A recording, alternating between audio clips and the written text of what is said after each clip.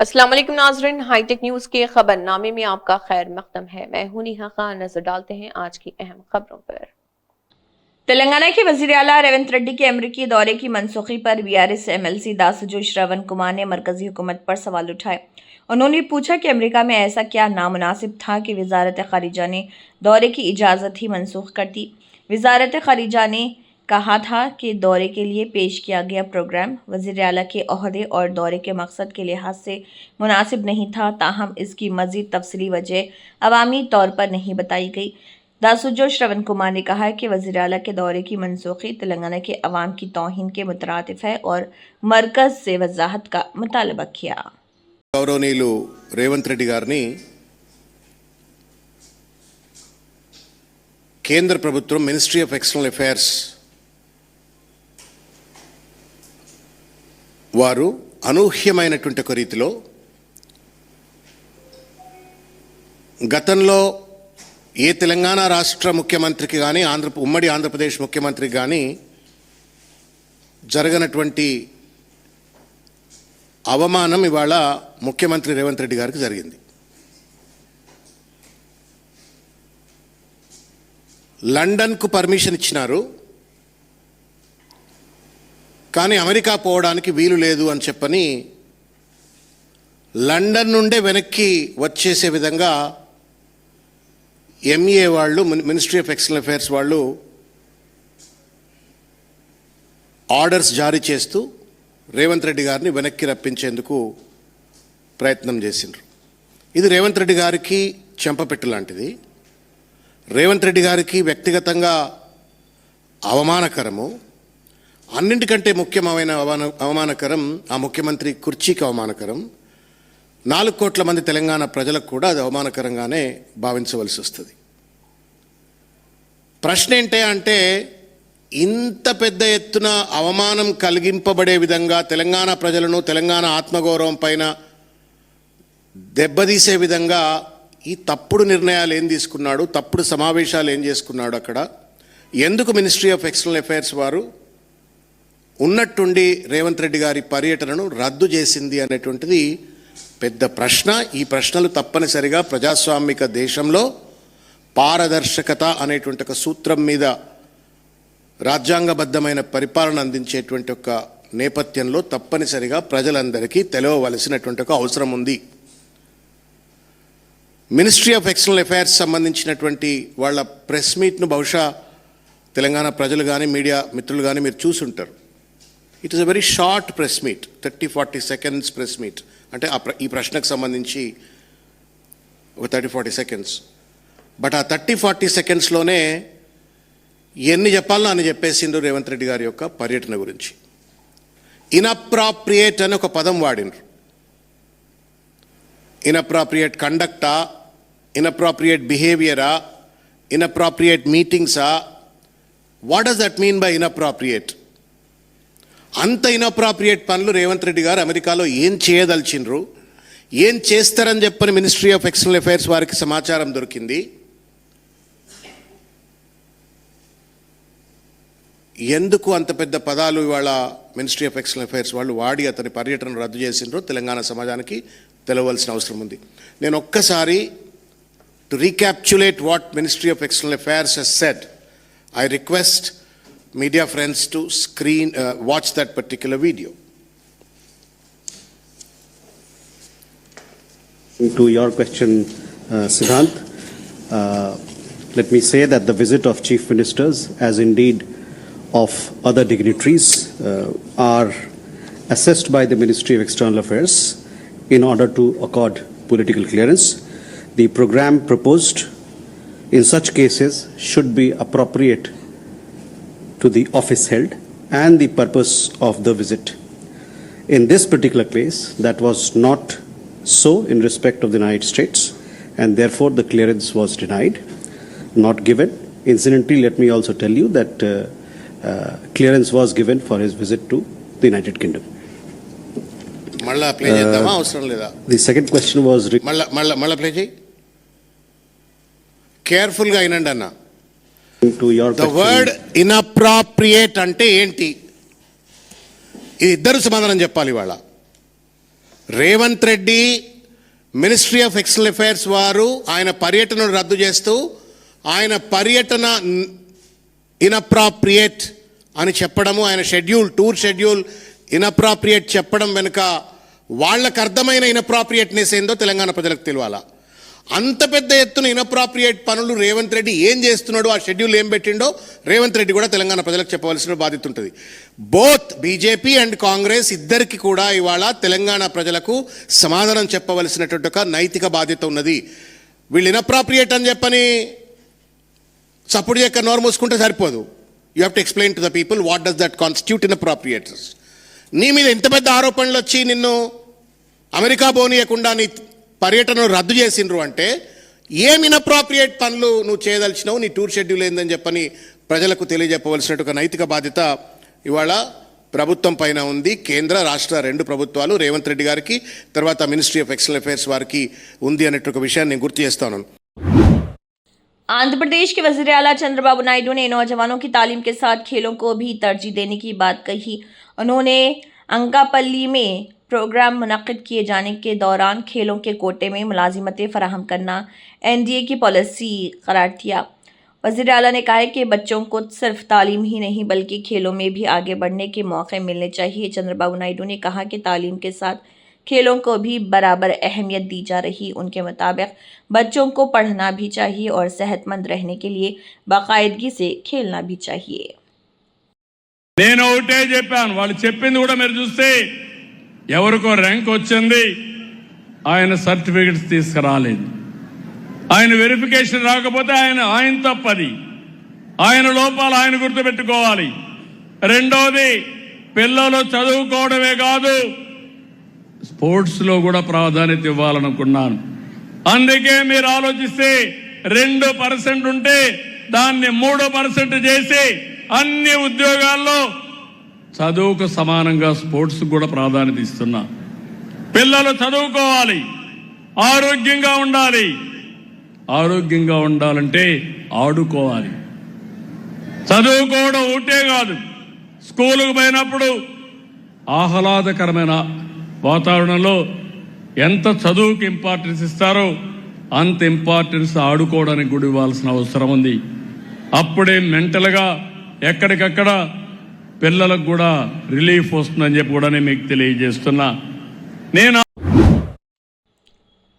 तेलंगाना के नागर कर्नूल जिले में हीरों की अफवाहों ने आडीमला गांव में हलचल मचा दी। बताया जा रहा है कि गांव में 100 से ज्यादा हीरे मौजूद हैं, जबकि उनसे मुतल्लिक तस्वीर व्हाट्सएप ग्रुप्स में वायरल हो रही। चंद माह कबल खुफिया खजाने की तलाश में जेसीबी से खुदाई करने वाले कुछ अफराद के खिलाफ पुलिस ने मुकदमा दर्ज करके उन्हें गिरफ्तार भी किया था, ताहम बाद में उन्हें जमानत मिल गई। अब सवाल ये है कि वायरल तस्वीर में दिखाई देने वाले हीरे वाकई खुदाई के दौरान मिले या कहीं और से लाए गए। गांव वालों ने हुकाम से तस्वीर में मौजूद हीरों की जांच करके हकीकत सामने लाने का मुतालबा किया है, क्योंकि इसके सबब खुदाई करते हुए गांव के सड़कों को और वहां की ज़मीनों को ख़राब किया जा रहा।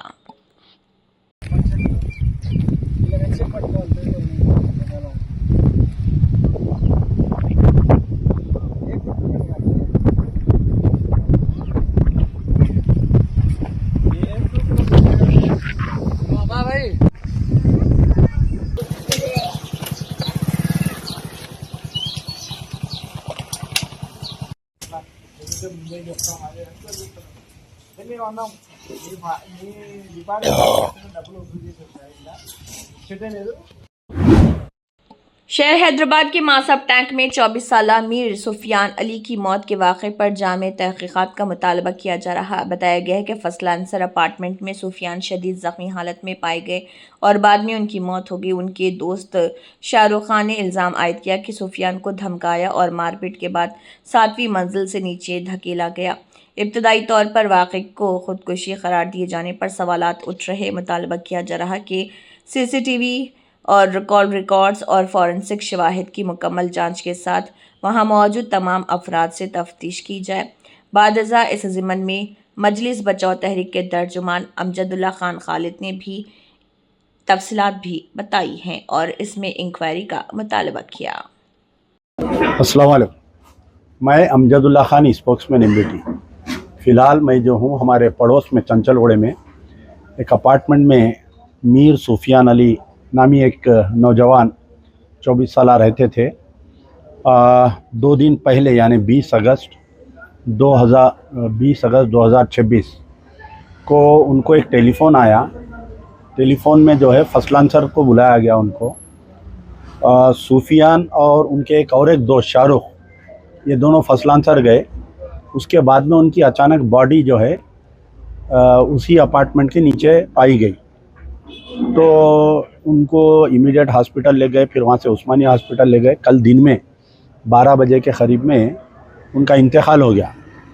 इंतकाल होने के फौरी कुछ ही देर के बाद में इंस्पेक्टर ऑफ पुलिस, कौन सा पीएस है वो, Masab Tank, inspector of police Masab Tank एक स्टेटमेंट दिए कि बच्चा जो है सुसाइड किया बोल के। तो उमन तो ऐसा होता है कि कहीं भी कोई केस होता, वो केस में पुलिस वाले जो है ये बोलते हैं कि हम तहकीकात कर रहे हैं बोल के। लेकिन हमारे inspector of police Masab tank को क्या जल्दबाजी थी नहीं मालूम कि बच्चा सुसाइड करा बोल के ये दूसरे लोगों को क्लीन चिट दे दिए। लेकिन ये बच्चे के साथ में जो असल शाहरुख, ये शाहरुख के वालिद है, सरवर खान इनका नाम है। ये सूफियान के भाई है मीर अत्थर अली, ये उनके मामू हैं। ये सब हमारे चंचलगढ़ के लोग हैं ये। तो अब इनके अफराद ख़ानदान को ये शुबा है कि जब इन्हों ऊपर गए थे तो उसमें जो है ऊपर एक नामी सूफियान, नवाज़, इसाख, मुस्तफ़ा अलियास फुरखान और इमरान, ये लोग जो है बच्चे को बुला के मार के इसको ऊपर से फेंक दिए 7th फ्लोर पे से। जब पुलिस तहकीकात करने के लिए अपार्टमेंट में गई तो वहाँ पर नशे के गोलियाँ, वहाँ पर शराब के बॉटल और कई ऐसे चीज़ मिले। तो ये क्या वजह है कि बच्चे को वहाँ बुलाए, क्या इनका हिस्सा था, इसकी पूरी तहकीकात सही नहीं हो रही। आज उनके अफराद ख़ानदान जो है पोस्टमार्टम के बाद में बॉडी लेके जाके वहाँ मासाब टैंक पीएस पे धरना दिए अभी, और अभी कुछ ही देर में तदफीन होगी। मैं हमारे commissioner of police V C Sajjanar साहब से गुजारिश कर रहा हूँ और director general of police C V Anand साहब से कि इतना बड़ा जिगर हो गया, इतना बड़ा वाक़या हो गया हैदराबाद में कि एक नौजवान बच्चे को मार के 7वें फ्लोर से फेंक दिए लोग, और इमीडिएट इंस्पेक्टर ऑफ पुलिस जो है उनको क्लीन चिट देते हुए ये बोल रही कि नहीं वो सुसाइड हो गया बोल के। तो क्या इंस्पेक्टर ऑफ पुलिस पे कोई प्रेशर है क्या? तो इमीडिएटली इनसे इन्वेस्टिगेशन से हटा के ये केस सीसीएस को या सिट को दे के इसकी तहकीकात करवाई जाए। मैं उनके भाई हमारे अख्तर अली साहब से क्या वाक़या क्या हुआ आपके भाई के साथ? वाक़या जोर से बोलिए। फ़ोन करके बुला के उसके बाद जरा और जोर से बोलिए। फ़ोन करके बुलाए उन लोग, बुला के कौन बुलाया आपके भाई को? फुरखान बोल के फ़ोन करे उनको। हाँ। फ़ोन करके बोले कि तुम कहाँ हैं, दिल्ली आओ, नहीं तो कहीं भी रहेंगे उठा लेता हूँ मैं आपको। हाँ। बोले इसको, बोले सुफियान को बोले, आपके भाई को? जी हाँ, सुफियान को बोले। सुफियान बोले ठीक है मैं आ रहा हूँ बोल के चले गए सुफियान। फदलान सर गए, फदलान सर जाने के बाद शाहरुख को नीचे ठहरो बोले। जो दोस्त साथ में गए थे? दोस्त साथ में गए थे शाहरुख के बेटे। जी हाँ, शाहरुख को नीचे ठहरो, 10 मिनट में आ रहा हूँ बोले। हाँ। 10 मिनट में आ रहा हूँ बोल के ऊपर गए। ऊपर कौन से फ्लोर पे गए ना? 7th फ्लोर पे गए। ठीक है। 7th फ्लोर पे गए। 2:19 को गए, 2:40 को डेड बॉडी नीचे है। ऊपर शाहरुख में 10 मिनट के बाद ऊपर भागे। 10 मिनट के बाद इनको शाहरुख में फोन करे सुफियान को, बाजू वाला फोन उठा के शाहरुख तुम भी ऊपर आओ बोला। शाहरुख में ऊपर गए थे। ऊपर जाने के बाद आवाज़ आए तो शाहरुख नीचे भाग के आ गए। भाग के आने के बाद आवाज़ क्या आ रहे थे ऊपर? मारने के आवाज़ आ रहे थे। हाँ। शाहरुख को आए तो शाहरुख नीचे भाग के आ गए। पर अटैक करने के वास्ते आए। हाँ।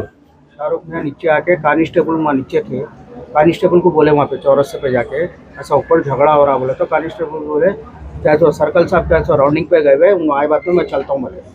शाहरुख ने कांस्टेबल को बोले, शाहरुख ने पुलिस की क्या बोलते हैं, पुलिस जब वहाँ पर कैसा आई? वहाँ पर चौरस्ता है वहाँ। अच्छा, वो चौरस्ता है, राउंडिंग की कांस्टेबल ठहरा होता तो शाहरुख ने बोले कि ऊपर झगड़ा हो रहा, जरा चलो साफ बोल के बोले। फिर क्या हुआ ऊपर शाहरुख जाने के बाद में? ऊपर शाहरुख नीचे भाग के आ गए। फिर ऊपर शाहरुख वहाँ पुलिस वाले को बोले तक वहाँ पे नीचे डेड बॉडी गिरी हुई है कि शाहरुख ने मेरे को क्या करे, 2:45 को कॉल आया मेरे को, इसका शाहरुख का, भैया कहाँ हैं आप? मैं बोला दावत में हूँ। क्यों, क्या हुआ? भैया एम्बुलेंस में सुफियान को लेके जा रहे, जल्दी आओ भैया। मैं बोला कहाँ पे हो आए हो? फदलान सर। मैं चंदन गुट्टे पे था। सीधा चंदन गुट्टे से दावत छोड़ा, सीधा केरा मैं रास्ते में छूँ, चदरघाट पहुँचा। पहुंचने के बाद मेरे को फोन आ रहा महावीर हॉस्पिटल नहीं केयर हॉस्पिटल में हूँ। ठीक है, अच्छी बात है बोल के केयर हॉस्पिटल पहुंचा, मैं अंदर गया, भाई को देखा मेरे, फिर बाहर निकला, वहाँ के पड़ोसी थे, आने के बाद उन लोग ठहरे हुए थे। फिर मैं उसके बाद वहाँ से निकल, वहाँ से पीएस को गया, जाने एसआई साहब आए, एसआई साहब आके जो फादर था सुफियान का, सुफियान के फादर था वहाँ ठहरे हुआ पे, बस्ती का छू मैं बोल रहा हूँ। जैसा एसआई साहब आए, आने के बाद वहाँ पे मेरा नाम सन्ना एड्रेस पूछे और ओनर कौन है वो बिल्डिंग के पूछे, तो सुफियान के वालिद साहब बोले मैं हूँ ओनर उसका। अच्छी बात है, ठीक है, आगे सुफियान कौन होना बेटा होना, जब बोल रहे हो ना मैं उनको, मैं जब तक वहाँ मौजूद हूँ 2 घंटे हो गए थे, जब तक मैं फादर हूँ नहीं बोले उन्होंने, बस्ती गाँव बोले वहाँ पे फदलान सर गाँव बोल रहे हो। अच्छा, मैं बस्ती का छूँ, पड़ोसी हूँ, आपके भाई को बचाने के लिए उठा के लाए हम लोग सुबह ने बोल के बोले। मैं बोला ठीक है ओके बोल के सीधा, फिर मैं सीधा वहाँ से क्या करा, भाई को छोड़ा, 1.5 लाख रुपए डिपॉजिट करो बोले केयर वाले। मैं देख लिया भाई की कंडीशन, देख लिया खत्म हो गया था उन्हें, मेरे को भरोसा था खत्म हो गया था, क्योंकि यूँ बोले तो हाथ पैर कुछ नहीं चल रहे थे, खाली उस पे रखे थे उन लोग वेंटिलेटर। हाँ, दवाखाने वाले भी मेरे को 40,000 रुपये लिए, दवाखाने वाले भी 40,000, 40,000 बिल बना, 26,000 एक बना, 15,000 रुपये के खाली दवाएं के थे। दवाएं जब पेशेंट अंदर गया उन्हें दवाएं इतने गुस्से कथा मंगाते, इतने गुस्से दवाएं मंगाते पेशेंट को आते कि तो केयर से उस्मानिया शिफ्ट करे। हाँ, मैं बोला नहीं भाई मेरे को उस्मानिया शिफ्ट कर, मैं सीधा पुलिस स्टेशन गया, मासफ टैंक गया, जाके बोला सुफियान के बाबा को बोला भाई वो ट्रीटमेंट कराते 1.5 लाख रुपए डिपॉजिट करो बोला केयर वाला। नहीं आप करा लीजिए, आप भैया ना करा लीजिए, मैं एडजस्टमेंट कर रहा हूँ। तो मैं बोला मेरे भाई की जान चली जाती जब क्या करूँ, नहीं आप करा लीजिए भैया ना बोल रहे। तो अब कोई वाकया अगर होता, पुलिस वाले जो है, कोई प्रेस वाले पूछे तो ये बोलते कि हम तहकीकात कर रहे हैं बोलते हैं लोग, मगर ये अचानक जो है पुलिस वाले ये नहीं होते जी, रख दो वो inspector of police Masab tank का स्टेटमेंट आया मीडिया में। अच्छा, कि वाकया हुआ सो 1 घंटे में उन्होंने ये बोल दिया कि बच्चा सुसाइड करा बोल के, तो इस पे आप लोगों को एतराज है? आप मेरे को एतराज क्या है बोले तो मेरा भाई नहीं कर सकता, मेरा भाई जिगर वाला था जी और उतनी ताकत है बोल के उन्होंने बुलाए तो फटलान सर पहुंचा उन्हें, चंचलगुड़े से फटलान सर पहुंचने वाले का नाम सुफियान है। हाँ, उन्हें इतना हिम्मत हारने वाला रहता तो 1:30 बजे रात को इधर था, 7th फ्लोर का कॉम्प्लेक्स है ये, 7th फ्लोर पे से कूद जा सकता था।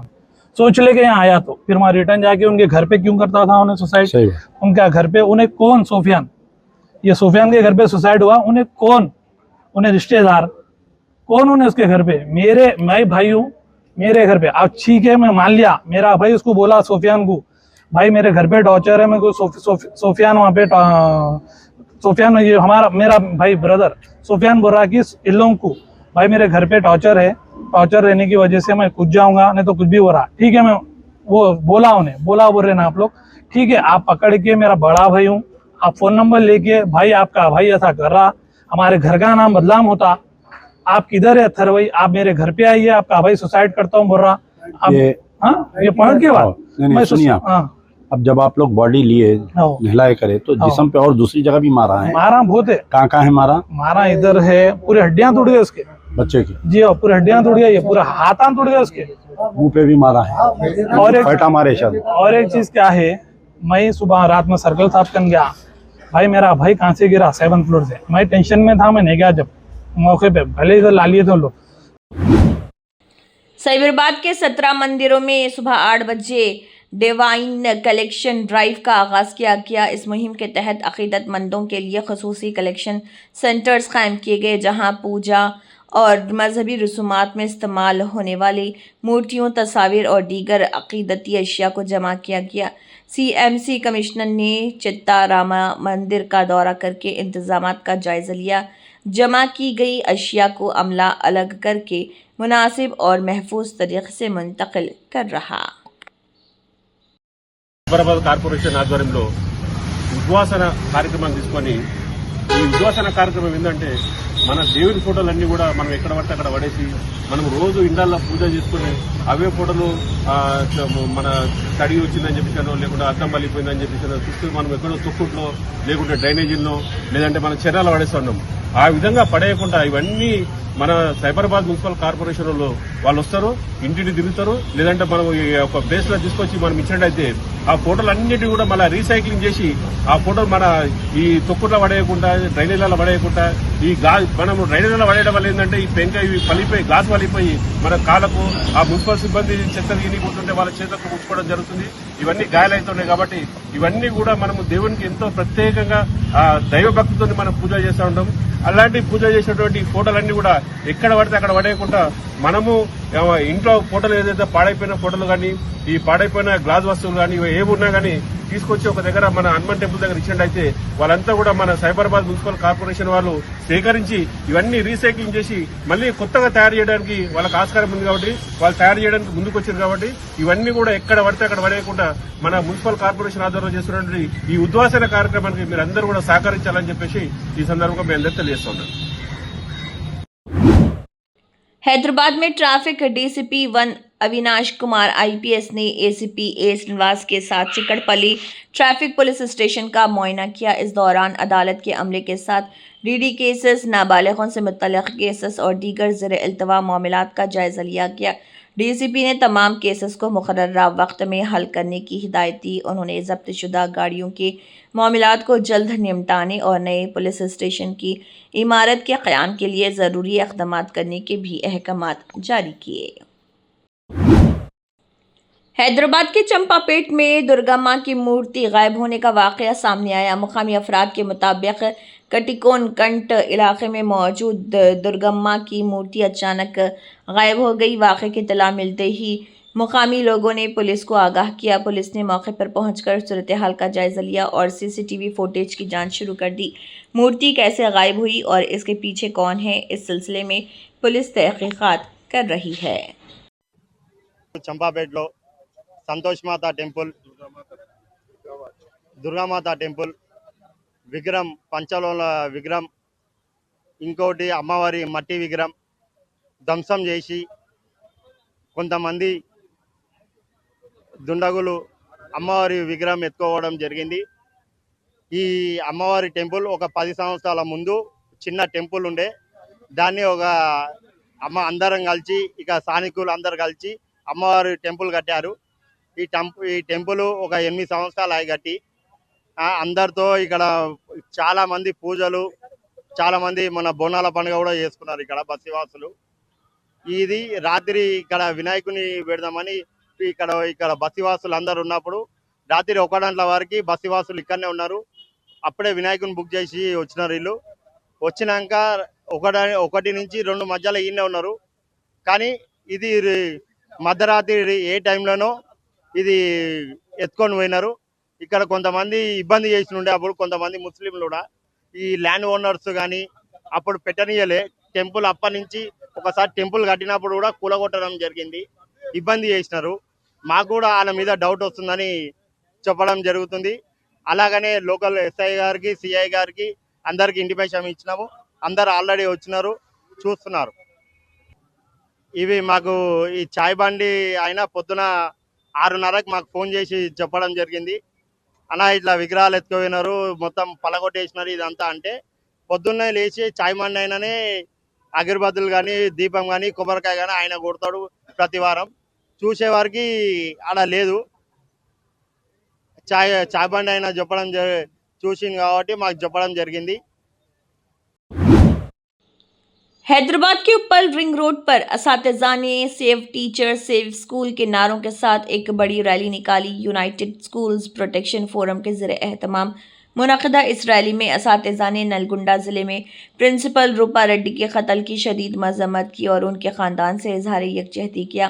असातिज़ा ने मुतालबा किया कि स्कूलों और असातिज़ा पर हमलों के वाक़यात की रोकथाम के लिए सख्त क़वानीन बनाए जाएँ और हुकूमत असातिज़ा को मुकम्मल तहफ़्फ़ुज़ फराहम करे।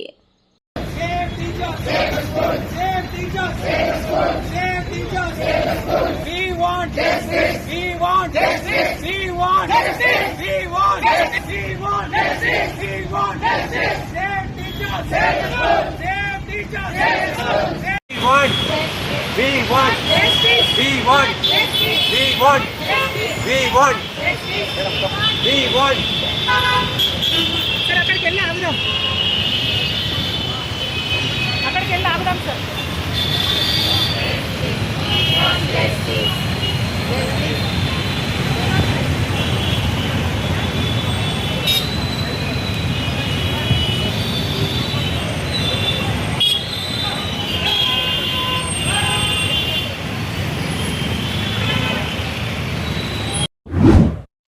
तेलंगाना के सिद्दीपेट में ट्रैफिक पुलिस ने मॉडिफाइड साइलेंसर के खिलाफ सख्त कार्रवाई की है। पुलिस ने जब्त किए गए तकरीबन 200 मीटर के साइलेंसर को BVR चौराहे पर सड़क पर फैलाकर रोड रोलर से कुचलकर तबाह किया।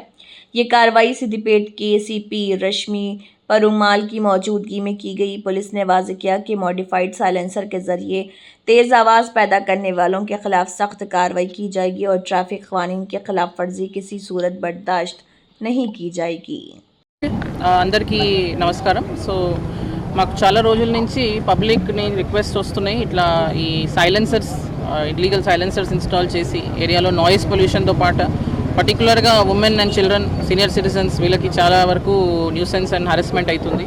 ఎస్పెషలీ యూత్లో ఈ మోడిఫైడ్ సైలెన్సర్స్ ఇన్స్టాల్ చేసుకొని నైట్ టైంలో ఈ హెవీ సౌండ్ చేసుకుంటూ ఒక క్రాకర్ సౌండ్ లాగా చేసుకుంటూ చాలామందికి ఇబ్బంది అవుతుంది అని కంప్లైంట్స్ కూడా వస్తుండింది. సో రెగ్యులర్గా మేము కేసెస్ చేస్తుంటాం, కానీ ఈసారి ఒక సోషల్ మెసేజ్ లాగా, ఒక సింబాలిక్ మెసేజ్ లాగా ఇలా ఈ సైలెన్సర్స్ అన్నీ ఇక్కడ డిస్ట్రాయ్ చేపిస్తున్నాం. I'll appeal to all the public in Siddipet, traffic రూల్స్ని పాటించండి. దాన్ని మీరు ఏదో ఒత్తిడిలాగా చూడకండి. అది మీ సేఫ్టీ కోసం పెట్టిన ట్రాఫిక్ రూల్సే. ఒక్క సిగ్నల్ జంప్ చేసినా ఒక ప్రాణంకి ప్రమాదం ఉంటుంది. సో అందుకే అందరూ ట్రాఫిక్ రూల్స్ పాటిస్తేనే అందరూ సేఫ్గా ఉంటారు. పర్టికులర్గా డ్రింక్ చేసి డ్రైవ్ చేయకండి. మాకు రీసెంట్గా చాలా కేసెస్ వస్తున్నాయి, ఫ్యామిలీస్ డిస్ట్రాయ్ అవుతున్నాయి.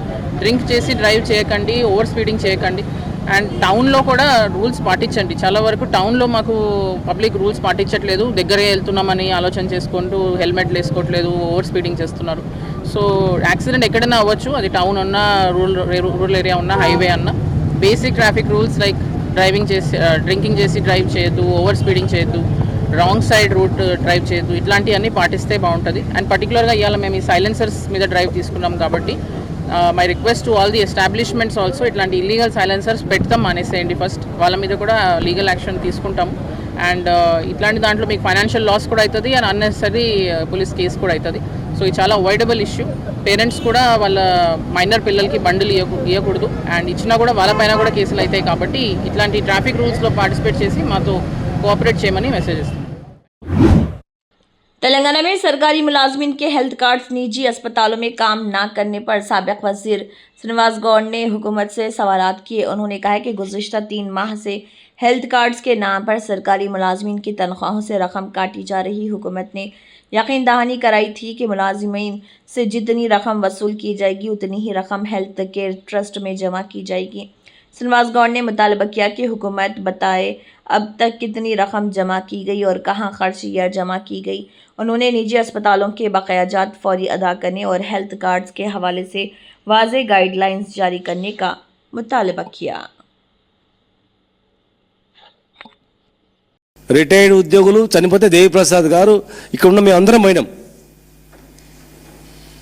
ఒక జనగాంకు వాళ్ళ కుటుంబ సభ్యులు ఏడ్చిండ్రు, మా బకాయిలు రాలేదు, మేము అప్పులాపాలైపోయినాము, పెళ్లి చేసినాము వస్తున్నాయని చెప్పి పెళ్లికి డబ్బులు కట్టలేకపోయినాము అని ఆత్మహత్య చేసుకున్నాడు. కొందరు ఆత్మహత్య చేసుకుంటున్నారు, కొందరు వైద్యం అందక చనిపోతున్నారు. ఇవాళ అత్యంత దారుణమైన ఏంటంటే ఫస్ట్ ప్రాణం, ఉద్యోగుల ప్రాణాలు. మీరు హెల్త్ కార్డ్స్ ఇస్తామని అన్నారు, హెల్త్ కేర్ ట్రస్ట్ ఏర్పాటు చేసిండ్రు. 3 నెలల నుంచి 1.5% జీతాలు కట్ అవుతున్నాయి.